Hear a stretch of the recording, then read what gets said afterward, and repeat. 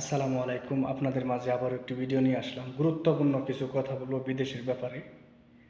তো আপনারা সকলেই জানেন, সকলেই অবগত আছেন যে আমাদের বাংলাদেশের যে মিডিয়াগুলো আছে তারা অত্যন্ত পরিশ্রম করে, অত্যন্ত ভালো ভালো নিউজ করে। তাদেরকে স্যালুট জানাই, কারণ বাংলাদেশে আজকে সাংবাদিক আছে বলেই আজকে আমাদের বাংলাদেশের বিভিন্ন স্থানের যে আপনার সমস্যা কিংবা যে কোনো কিছু তাদের মাধ্যমে আমরা শুনতে পাই অনলাইনের মাধ্যমে। তাদেরকে আমরা অসংখ্য ধন্যবাদ জানাই প্রবাস থেকে। তো আমি তাদেরকে বলতে চাই এই ভিডিওর মাধ্যমে যে বিভ্রান্তকর কোনো তথ্য আপনারা কেউ দয়া করে কেউ দিবেন না, কিংবা আপনারা কেউ বিভ্রান্তকর কথা বলে আর কি আপনাদের চ্যানেলের সুনাম নষ্ট করবেন না।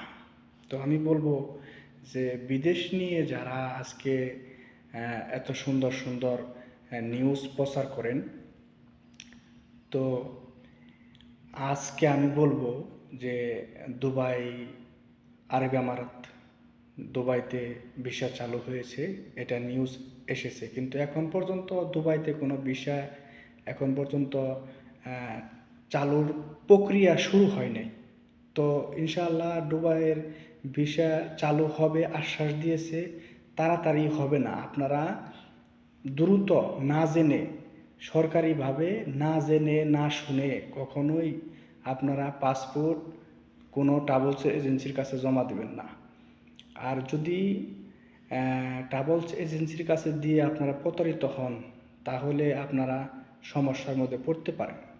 তো আমি বলতে চাই প্রবাসী হয়ে যে একটা প্রবাসী যেন ভালো একটা এজেন্সির মাধ্যমে পাসপোর্ট জমা দিয়ে অল্প টাকায় বিদেশ যেতে পারে।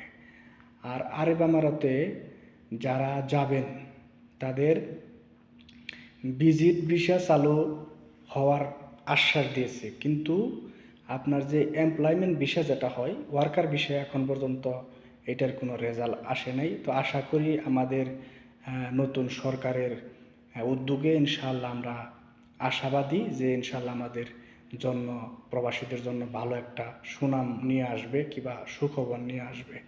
তো আমি বলতে চাই যারা বিদেশে বিদেশে পাঠায় লোক, রিক্রুটিং এজেন্সির মাধ্যমে আমাদের সকলের বিদেশ আসতে হয়। তো রিক্রুটিং এজেন্সির মাধ্যমে বিদেশ আসতে হলে আমাদের অনেক বিভ্রান্তি কিংবা অনেক সমস্যার সম্মুখীন হতে হয়।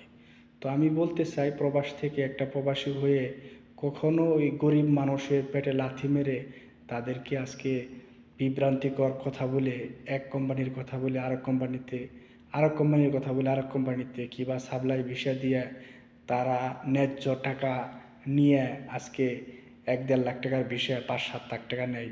এটার জন্য আমি তীব্র নিন্দা জানাচ্ছি। তো আমি বলতে চাই যে আমাদের বাংলাদেশে অনেক সিন্ডিকেট বিদেশের ব্যাপারে, এই সিন্ডিকেট রিক্রুটিং এজেন্সির যে কিছু কিছু হারামখোর আছে, কিছু না 90% লোকই হারামখোর। এদের ভিতরে কোনো মনুষ্যত্ব নাই এদের ভিতরে। তো আপনারা দেখে শুনে বুঝে অল্প টাকার মাধ্যমে বিদেশে আসার চেষ্টা করুন, বেশি টাকা দিয়ে কেউ বিদেশে আসবেন না। এটাই আপনাদের কাছে আমার বলার ছিল। আবারও আপনাদের সামনে আমি নতুন একটি ভিডিও নিয়ে আসব। সকলে ভালো থাকেন, সুন্দর সুন্দর টপিক দেওয়ার চেষ্টা করব। আসসালামু আলাইকুম।